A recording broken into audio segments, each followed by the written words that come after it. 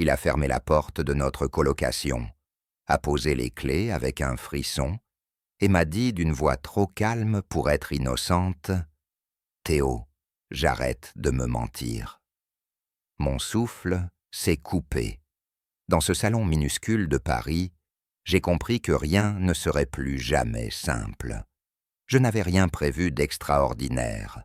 Un vendredi comme les autres, nouilles réchauffées, verres posés à même le parquet, nos rires étouffés par les murs fins de la cour intérieure. À 22 ans, je croyais connaître Lucas comme on connaît les craquelures sur sa propre tasse. Il était la constance de ma vie parisienne, un colosse à l'ironie tendre, mon meilleur ami, mon voisin de chambre séparé par une cloison qui laissait passer nos playlists et nos soupirs. Cette nuit-là, pourtant, le monde a changé quand il a prononcé mon prénom comme on brise une vitre, Théo. Son regard avait un éclat que je n'avais jamais vu. La lampe halogène vibrait, la ville respirait derrière les fenêtres, et tout en moi s'est mis à battre trop fort.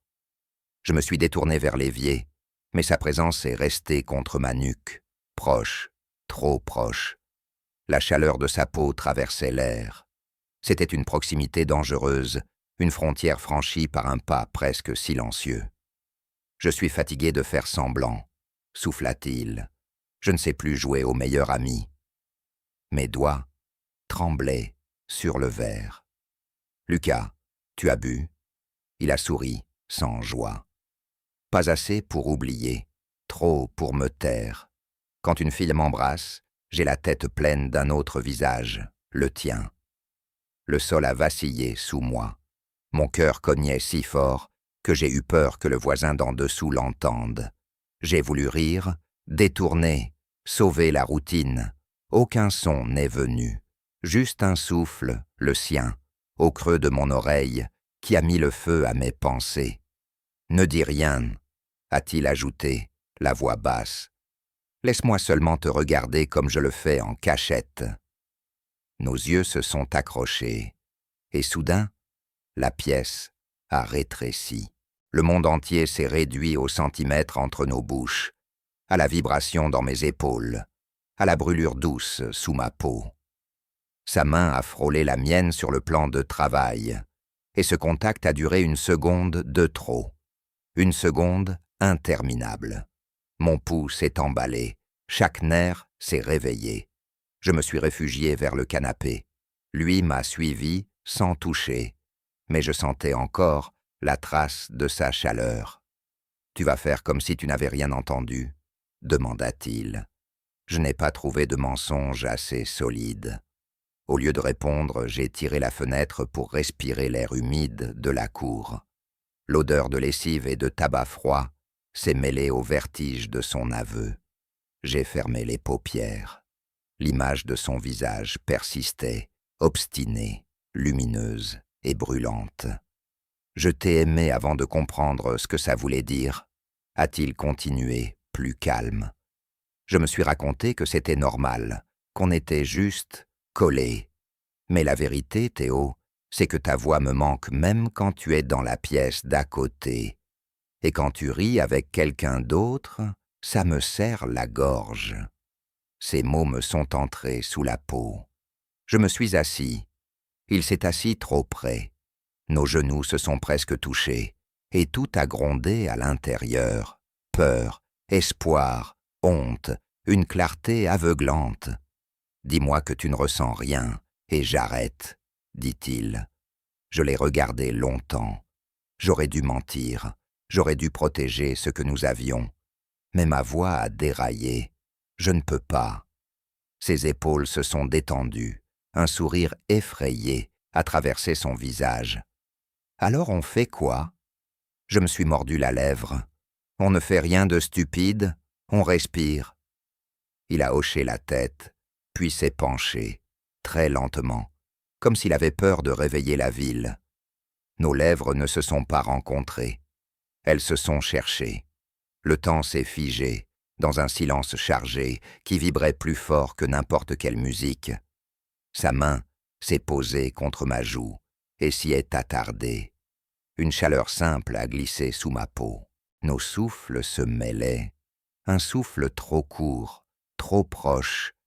Je me suis senti au bord d'une ligne qu'il suffirait de franchir d'1 millimètre. « Dis-le si tu veux que j'arrête », chuchota-t-il. Rien n'est sorti. Tout mon corps hurlait de tenir et de céder à la fois. Puis, un bruit sec dans le couloir. Un pas, un arrêt. Le Judas a grincé comme un accusateur. Notre voisine, Madame P., l'oreille collée à la porte. Je le savais, je le sentais, prête à se repaître de nos vies trop bruyantes. Lucas a figé sa main.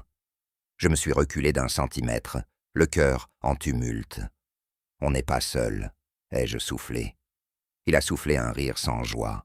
On ne l'a jamais été. La peur d'être pris, mis à nu par des regards qui ne comprennent pas, a traversé la pièce comme un courant d'air glacé. Je me suis levé et j'ai fait un pas vers la lumière de la cuisine.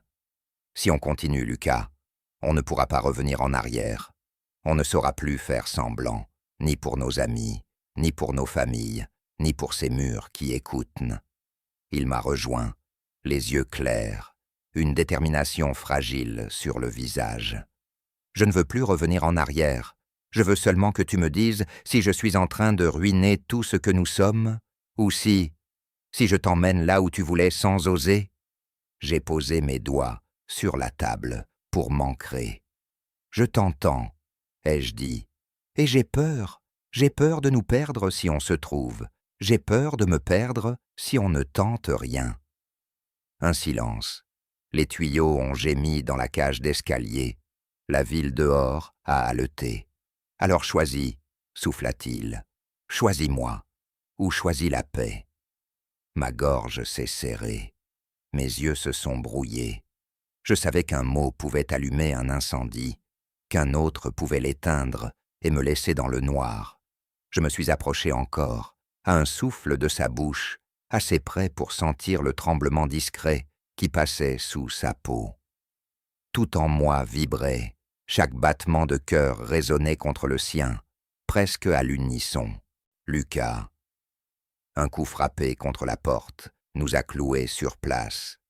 3 coups secs, impatients. Une voix a glissé à travers le bois. Ça va là-dedans, on entend tout. La clé a tourné dans la serrure. Je n'ai pas eu le temps de m'écarter. La porte s'est entr'ouverte. Une silhouette s'est découpée dans l'ombre du couloir. Lucas n'a pas lâché ma main. Le bois a craqué et l'ombre a glissé dans l'entrée. J'ai lâché la main de Lucas trop tard pour que cela paraisse innocent.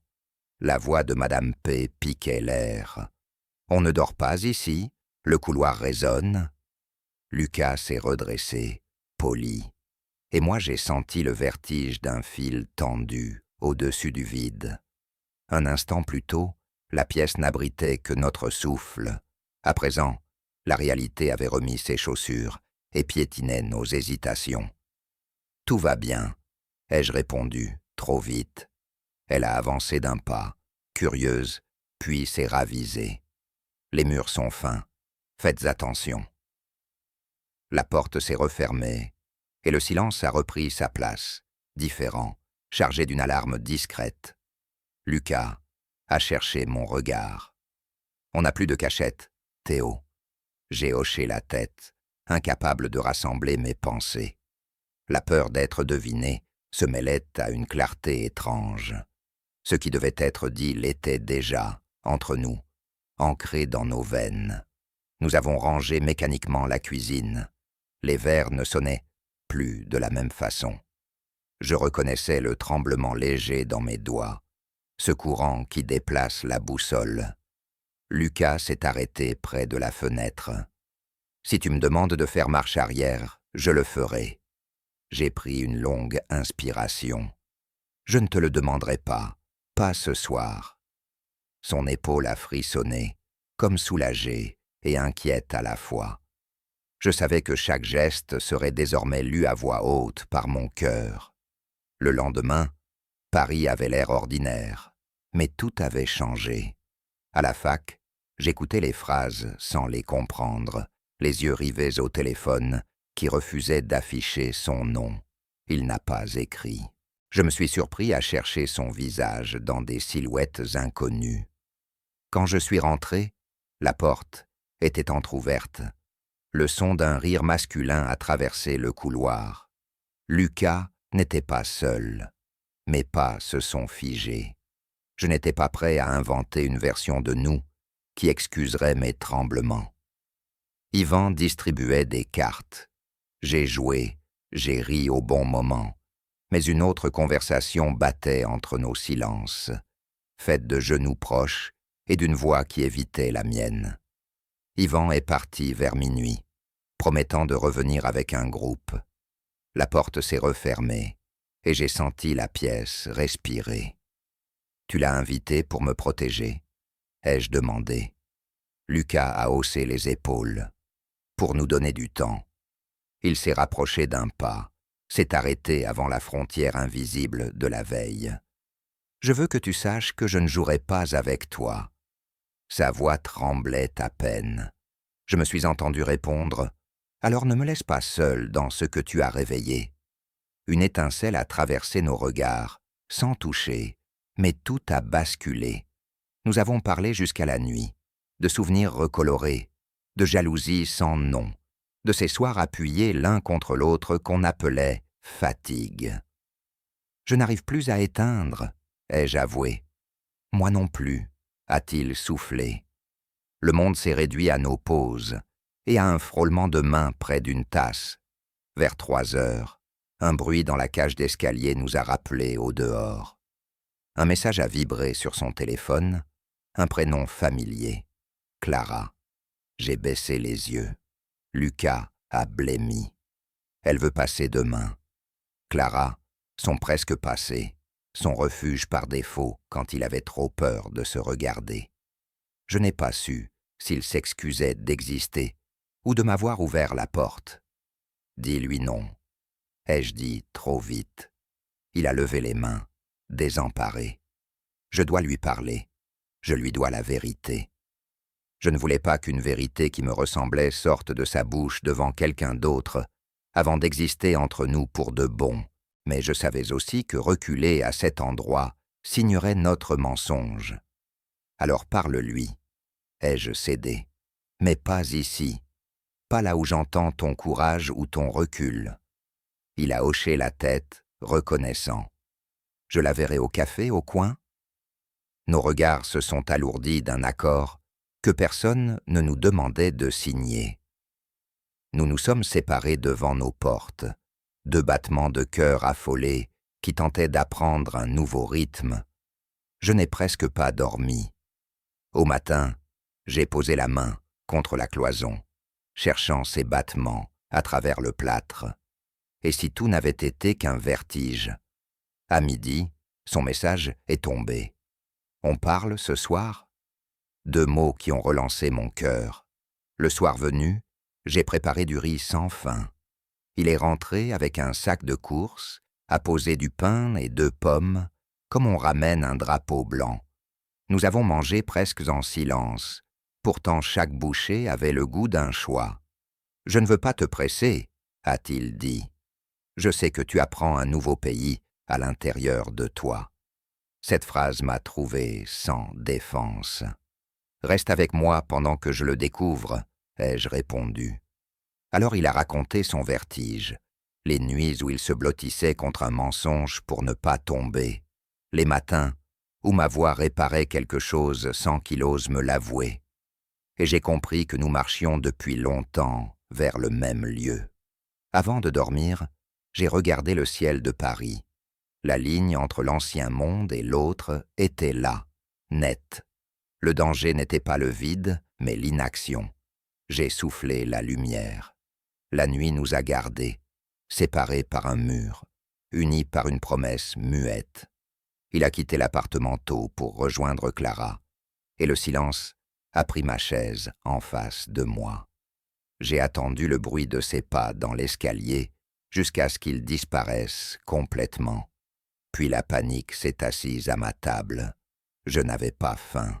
Je comptais les lignes du plan de travail, en imaginant ces mots Je savais qu'il cherchait la justesse, et j'avais peur qu'il trouve une sortie qui ne me contienne pas.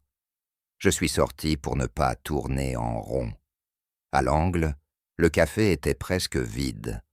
Par la vitre, j'ai vu Lucas et Clara face à face. Ils parlaient avec ces gestes timides qu'il garde pour les choses qui lui importent. Elle le regardait sans ciller. Je n'ai pas su si je devais entrer ou disparaître, alors je suis resté dehors, témoin anonyme de ma propre histoire. Quand il est revenu, la lumière de l'après-midi avait tourné. « C'est fait », a-t-il dit. Il avait l'air épuisé, mais léger. Elle a compris. Elle a compris que je ne pouvais pas continuer comme avant. Un soulagement a glissé en moi, suivi d'un froid inattendu. Et nous? Il m'a regardé, sérieux. Nous, on a une chance si on n'a pas peur de payer le prix. Je me suis raccroché à cette phrase comme à une rambarde. Le soir, Yvan est revenu, accompagné de 2 amis. La table s'est remplie de verres et de rires. Je sentais pourtant l'électricité sous ma peau, comme si tout pouvait exploser si quelqu'un posait la question de trop. Yvan m'a lancé un regard appuyé. « Tu es ailleurs, Théo. » Je me suis excusé, j'ai dit « la fatigue ». Lucas s'est interposé, attentif, comme s'il pouvait détourner les yeux du monde en se plaçant devant moi. Quand les autres ont parlé de sortir, j'ai refusé. Lucas est resté. Les voisins ont claqué une porte. Un silence a pris place.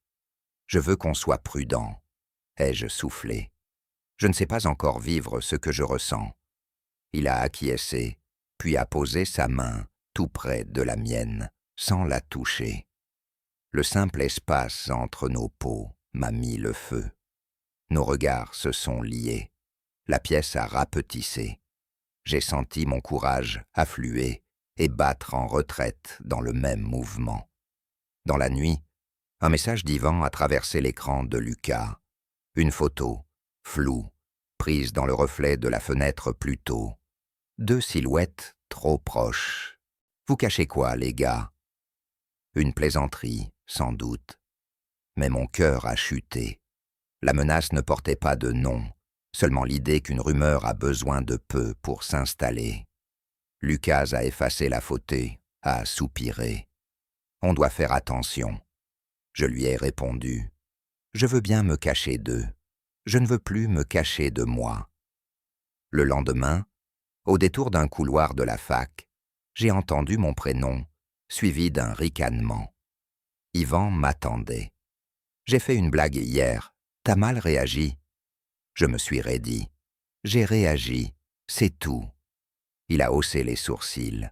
« Tu sais, je me fiche de qui tu vois.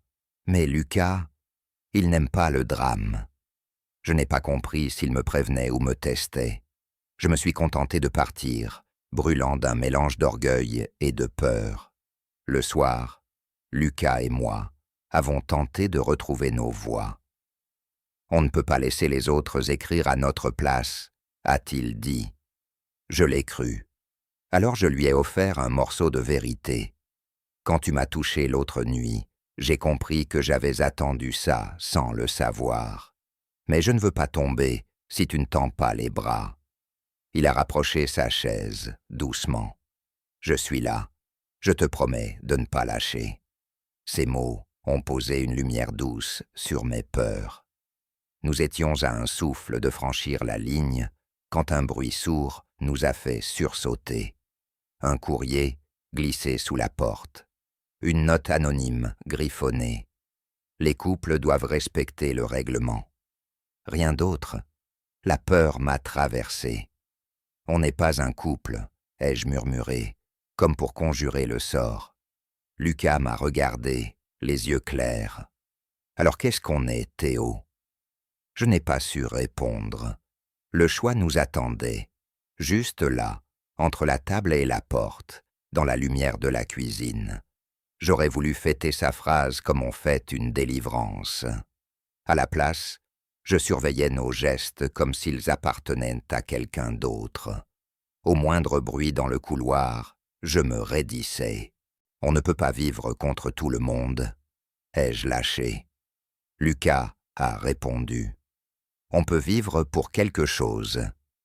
Ce pourquoi s'ancrait dans nos regards et dans cette prudence nouvelle, qui n'était pas de la honte, mais un soin. Le soin de ne pas briser ce qui commençait à naître. Un après-midi, Yvan m'a envoyé un vocal. Sa voix hésitait. J'ai supprimé. Je suis désolé.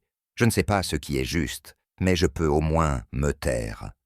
J'ai remercié, sans savoir si je lui pardonnais d'avoir été le miroir où j'avais eu si peur de me voir. Le soir, Lucas a posé un carnet sur la table. On écrit ce qu'on veut, l'un pour l'autre, quand on n'ose pas le dire. J'ai tracé une phrase.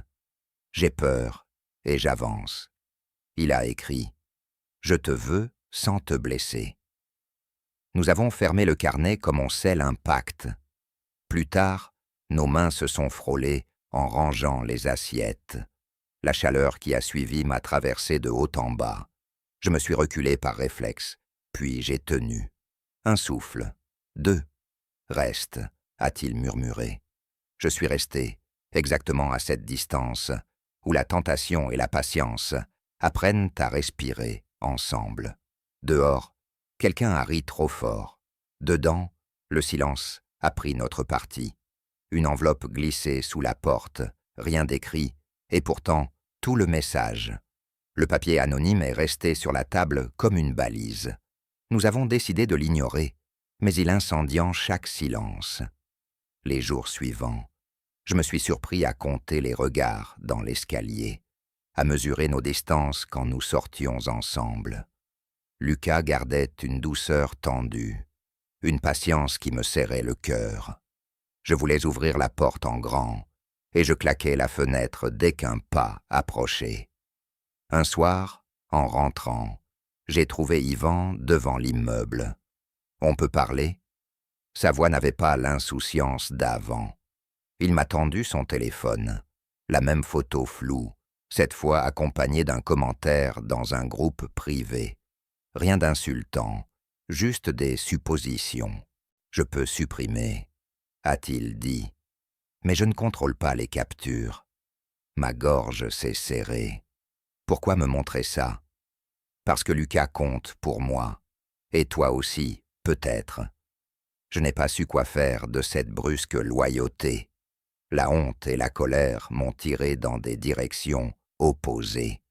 Quand Lucas est arrivé, Yvan nous a regardés l'un après l'autre. Dites-moi si je dois me mêler de mes affaires. Lucas a planté ses yeux dans les miens. On se débrouillera. Yvan a hoché la tête, soulagé et inquiet. Il est parti. La nuit est tombée. Nous avons éteint nos téléphones et allumé une bougie comme pour inventer un territoire où rien ne fuit. Je n'ai pas envie de me cacher toute ma vie, a dit Lucas. Mais je n'ai pas envie non plus que tu saignes pour moi. J'ai posé mes mains sur la table. Je veux juste qu'on marche à la même vitesse. Dans cet éclair d'accord, quelque chose a cédé. Pas notre prudence, mais le mensonge de l'ignorance. Nos gestes ont pris une intensité tranquille. La façon de se frôler en passant, de se chercher du regard, d'apprendre le rythme de l'autre. Parfois, à un souffle de distance, je sentais une chaleur monter entre nous, une marée silencieuse. Le monde s'effaçait, et je retrouvais la peur, celle d'être surpris, celle de confondre la promesse et le désir. C'est là que la première fissure est apparue. Un message de Clara, tard dans la nuit. « Je ne veux pas te perdre comme ami. On parle ?» Lucas m'a montré l'écran, indécis. « Tu peux lui répondre » ai-je soufflé, en me détestant déjà. Il est sorti quelques minutes pour l'appeler. J'ai entendu sa voix basse dans le couloir. Quand il est revenu, il a dit « Je crois que ça va ». J'ai hoché la tête, mais un froid s'était glissé entre nous, un fil presque invisible qui tirait sur ma patience.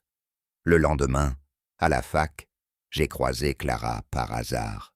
Elle m'a arrêté avec douceur. Je ne suis pas ton ennemi. Si Lucas est heureux, je le serai pour lui. Son regard ne jugeait pas. J'aurais dû me détendre.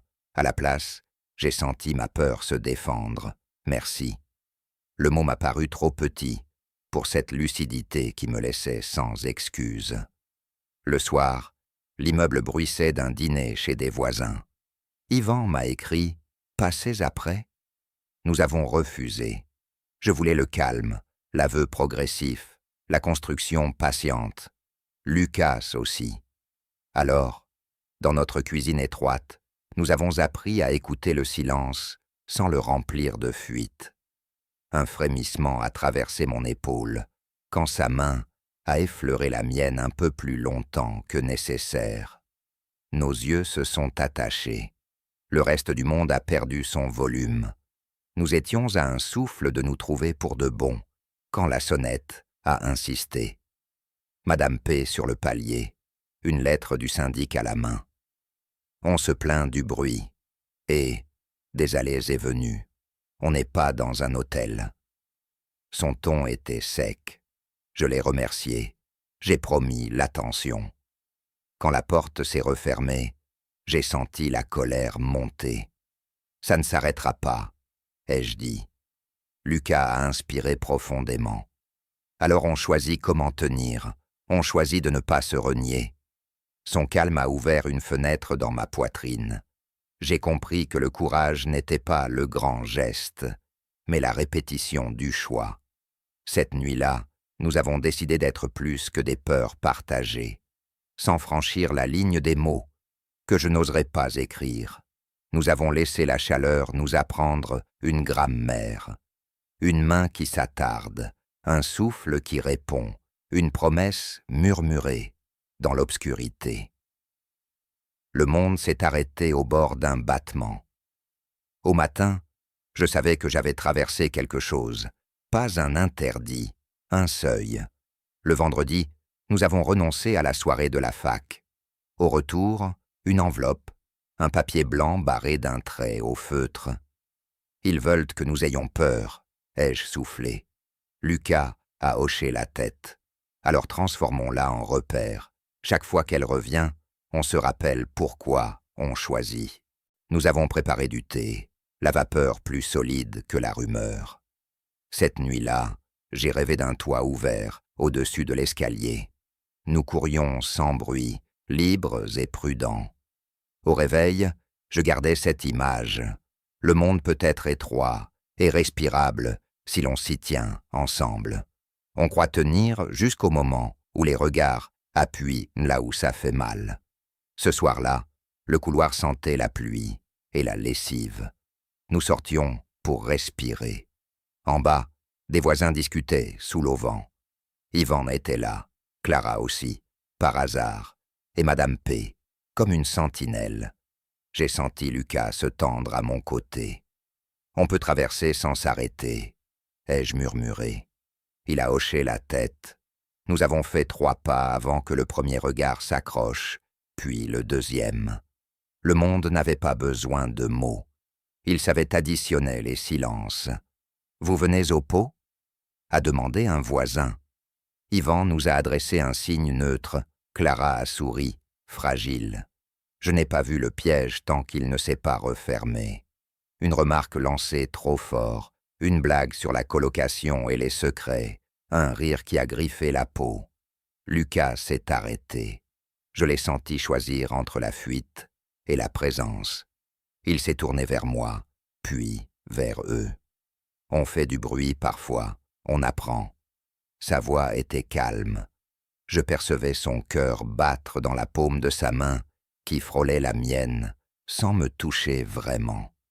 Madame P. a toussé. Les règlements existent. Clara a ouvert la bouche, s'est ravisée. Yvan a soufflé. Laissez-les. Le simple verbe m'a traversé comme une protection. Mais le couloir n'était pas un refuge. Quelqu'un a demandé, un sourire trop appuyé. « Alors, c'est sérieux, vous deux ?» Un silence s'est étiré. J'ai compris que c'était l'instant qui décide du nom des choses. Je pouvais laisser les autres écrire notre chapitre, ou bien parler. J'ai relevé la tête. On partage un appartement, et plus que ça. On fait attention aux autres, on fera mieux. Mais nos choix sont à nous. Ma voix n'a pas tremblé. Lucas m'a regardé comme si je venais d'ouvrir une fenêtre sur l'été. Yvan a hoché la tête. Clara a serré ses clés, un peu pâle, et pourtant apaisée.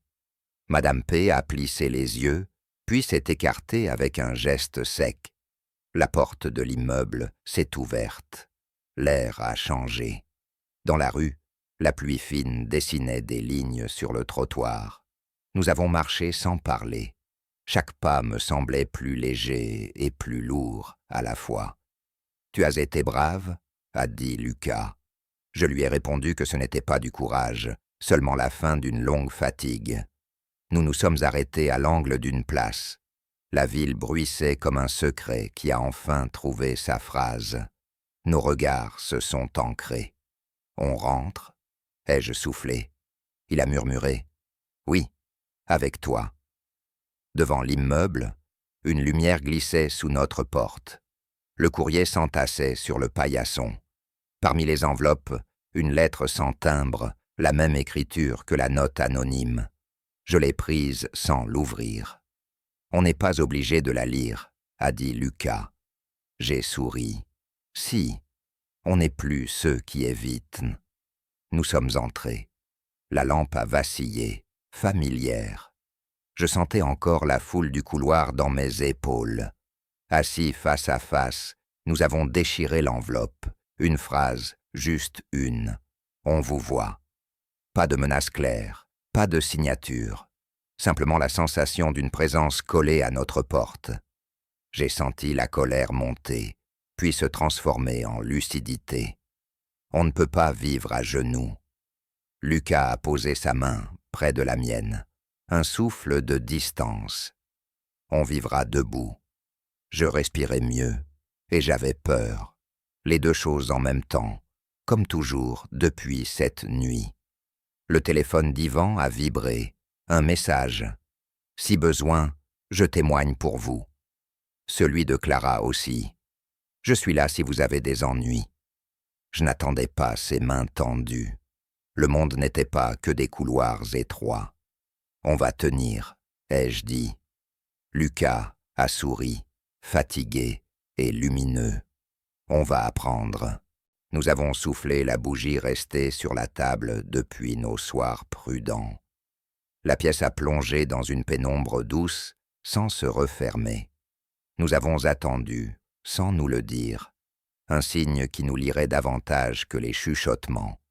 Il est venu d'une façon ordinaire, un message du propriétaire annonçant une visite technique pour la chaudière. Demain, 19h. J'ai senti la panique me soulever, puis redescendre. On n'a rien à cacher, ai-je répété comme un mantra. Quand l'homme est passé, nous avons offert le même café, la même politesse. Rien n'a basculé. Et pourtant, en refermant la porte, j'ai compris que notre maison n'était plus une cachette. C'était un lieu que nous décidions. Le soir, j'ai posé le carnet au milieu de la table. Écrivons maintenant, pas pour demain. J'ai inscrit. Je te choisis même quand j'ai peur. Lucas a ajouté. Je resterai même si le couloir gronde. Nous avons laissé les pages ouvertes, comme une fenêtre qui ne claque plus. Je me suis levé pour fermer la fenêtre. Dans la cour, un pas a crissé sur le gravier. Une silhouette s'est arrêtée, juste en dessous. J'ai cru reconnaître la forme d'un téléphone levé vers notre vitre. Mon cœur a bondi. Lucas, ai-je murmuré. Nous avons éteint la lumière d'un même geste. Le silence a gonflé, vibrant. La silhouette a reculé, puis est revenue, obstinée. J'ai compris que l'histoire ne s'achevait pas sur une phrase courageuse, mais sur une veille. Nous sommes restés là, épaule contre épaule, à un souffle du monde, et j'ai su que le prochain pas déciderait si notre amour devenait une maison ou un secret éteint.